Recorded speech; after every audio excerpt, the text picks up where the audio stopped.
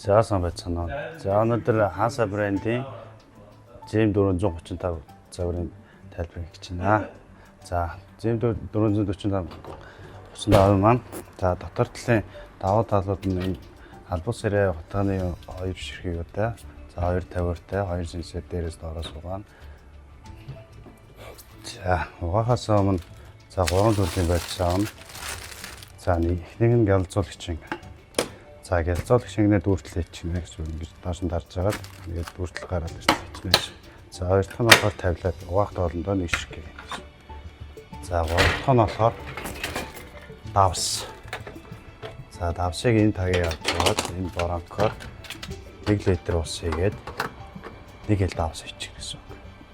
За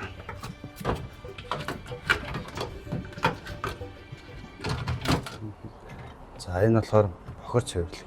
За бохроо энийг эргүүлээд ингэж гаргаж ирээд нэг 7-8 угаалan дараа харин цэвэрлэж өгч.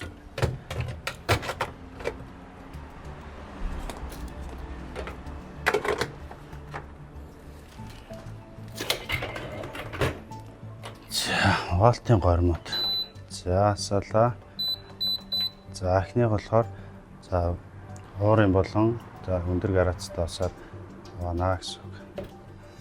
За энэ болохоор 60 минутаа угаалгах. За энэ болохоор ус тогондоо амилттай бодсондоо амилттай эко угаалгах гэсэн. За энэ нь болохоор дишваш маань өөрийгөө цэвэрлэхгүй. За энэ бол автомат угаалгах. За эднэр болохоор функцод. За энэ болохоор нэмэлт уурын угаалга. За энэ болохоор цаг нэмж хасах. За ус тогны нэмэлт зарцуулалтын дээр гараад ирж байгаа. За энэ болохоор сенсний 1-2 дахь сенс аль нь ажиллах вэ? Тэнэмж байна. За энэ дээр болохоор 3 цаг 9 цаг гэдэг маань угаах дараах цагийн гол.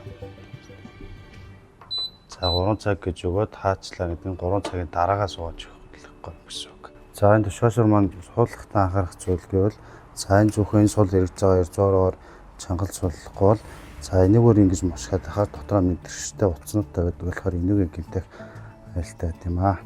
За тэгээд тэрнээс гадна шаланкыг явж байгаа тал руу ингэж харуулахгүй. За ингээд нуглаад үрчээлгээр явж хараа тушааш маань алдаа заагаад ажиллахгүй гэсэн үг.